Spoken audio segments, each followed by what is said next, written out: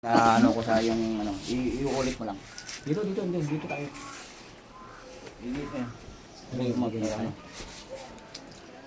Good morning mga kabro. Nandito po tayo ngayon sa Lubo.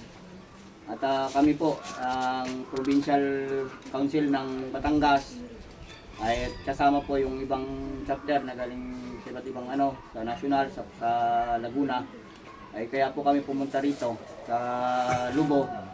At para makita po namin si Pangulong Mar na hindi po natin in-expect na ganito po yung kanyang kalagayan. Ngayon, tawag nun, kaya po kami nagsadya dito at isa po ito sa advocacy ng GRI Riders.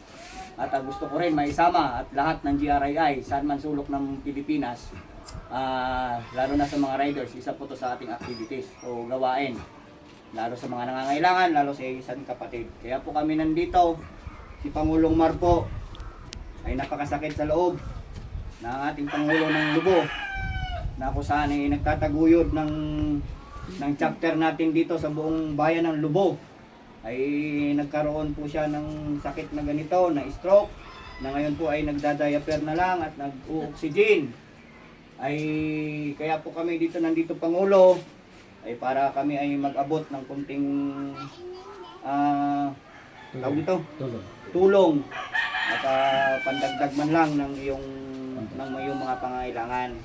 Ay wag mo pong ano, sa abot ng aming makakaya ay yun lang po ang aming naibibigay. Ano? Ay pagpasensyahan mo na. Sa mga gustong magbigay, salamat to.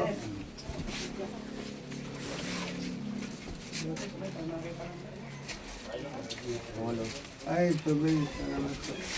pagaling po. Opo, salamat to. Salamat to. Salamat to. Salamat bro. Salamat. At salamat ka, Master.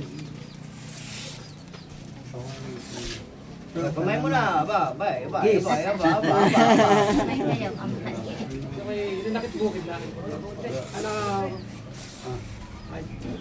Magkapatid tayo eh.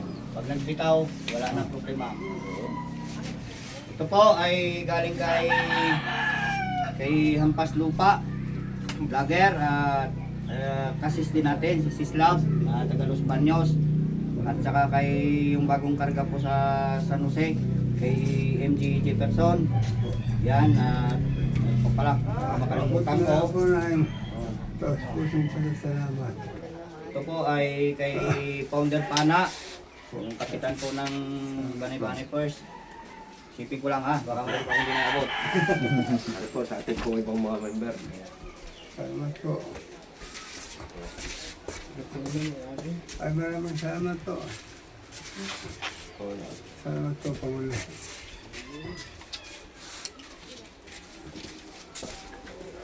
Sobra. Ito po yung ano ito yung gusto kong mangyari sa Guardian, sa GRI. Lalo higit, ito po yung ginagawa naming mga riders, mga GRI riders, saan man sulok ng Pilipinas. Ito yung isa sa advocacy natin sa GRI riders. Saan man, alam ko marami na po tayo. Ay kung saan may mga kapatid na may mga problema o mga karamdaman, pwede po natin gawin ito. Diba?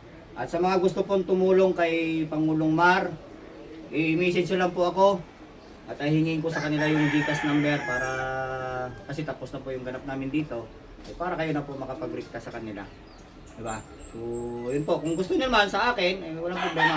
Makakaasa po kayo na makakarating po ng maayos ang inyong tulong na ibibigay. Lalo higit sa lahat, sa kapatid natin. Mabuhay ang Guardians! Mabuhay! Mabuhay ang Lubo! Mabuhay!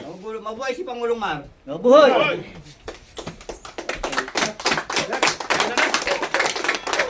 Pagaling ka, wala ko. Salamat po. Pagpasensyahan mo na, ha? Paano na po? Ay po! Sige!